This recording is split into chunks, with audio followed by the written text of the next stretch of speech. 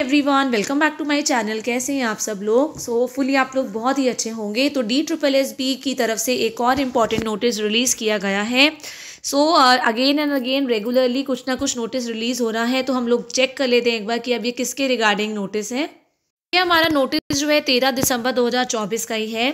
Compliance of order of limited CAT dated 11/8/2023।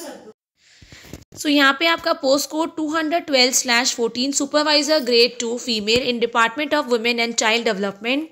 तो आपका इस बारे में ये जो ऑर्डर है आपका ये आपका 11/8/2023 में कोई एग्ज़ाम हुआ था। तो ये आपका high court honourable high court of Delhi ने ऑर्डर रिलीज़ किया है। एक पर्सन का कैंडिडेचर जो है इसमें आपको दे रखा है। It is found in merit और वो प्रोविजनली नॉमिनेट हुआ है for the post code of 212/14। तो सुपरवाइजर ग्रेड 2 फीमेल यहाँ आप देख सकते हैं ओबीसी कैटेगरी इसका एक पर्सन का इसमें सिलेक्शन हुआ है। यहाँ रोल नंबर दे रखा है।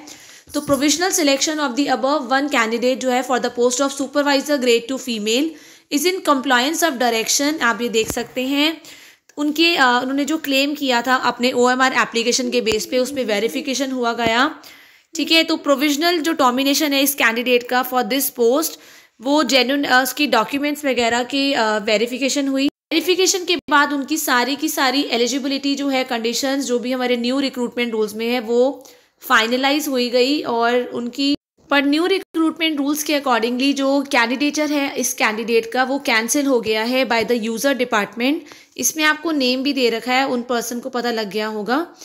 सो इन केस अगर कोई भी ये जो अबव कैंडिडेट है ये कोई भी कंडीशंस या कोई भी कैंडिडेट अगर कोई एलिजिबिलिटी कंडीशंस नहीं फुलफिल करता है किसी भी रीज़न से, चाहे डॉक्यूमेंट वेरिफिकेशन हो या एडमिशन टेस्ट के बेसिस पे, तो उसको कैंसिल माना जाएगा।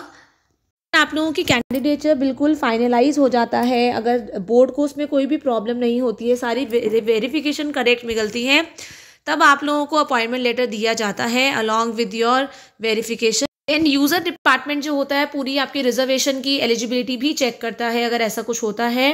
और अगर आपके जो कास्ट सर्टिफिकेट्स होते हैं उसको वेरीफाई किया जाता है।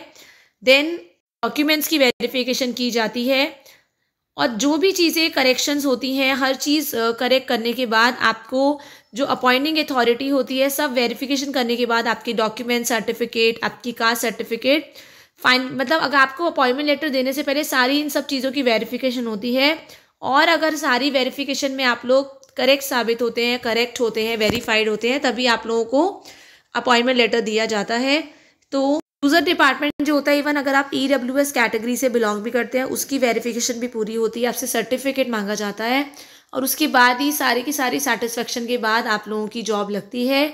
तो आप लोगों का मेरिट में नाम आ भी जाता है तब आपको उसके बाद सारी आपकी वेरिफिकेशन होती है। वेरिफिकेशन के बाद ही आप लोगों का फाइनल सिलेक्शन होता है। तो इसीलिए ऐसा बिल्कुल भी ना समझे, यहाँ दे रखा है कि mayor inclusion in the name of candidate in the result. ऐसा नहीं है कि रिजल्ट में अगर आप लोगों का नाम आ गया है तो आपका सिलेक्शन हो गया है। रिजल्ट में नाम आने के बाद आपकी सारी डॉक्यूमेंट्स की जो भी आपने एप्लीकेशन फॉर्म में डिटेल्स भरी होती हैं उनकी वेरिफिकेशन के बाद ही आप लोगों को लेटर दिया जाता है, उसके बाद ही आप लोगों की जॉब लगती है। तो इस चीज़ का आप ध्यान रखेंगे। लेटेस्ट नोटिस रिलीज़ किया गया है। होपफुली हमें हमारे DSSB एग्ज़ाम्स के नोटिसेस डेट्स भी बहुत जल्दी मिले और हमारी नई वैकेंसीज भी जल्दी मिले। Till the time, thank you everyone, have a nice day.